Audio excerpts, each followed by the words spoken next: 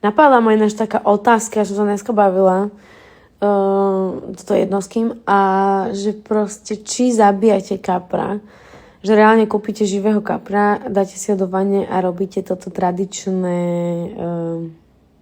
no viete, čo myslím. Lebo ja som rozmýšľala nad tým, že podľa mňa ja nepoznám nikoho z mojej generácie, kto je schopný ho proste klepnúť tým kladivom po hlave, ja by som to asi tiež nedala. A rozmýšľam nad tým, že kto to bude robiť o 30 rokov, keď proste, podľa mňa, ja by som toho kapra tam nechala plávať v tej vani, čo ja viem, dokým by buď nezdochol prirodzenou smrťou, alebo dokiaľ by možno nedostal klaustrofóbiu, chudák.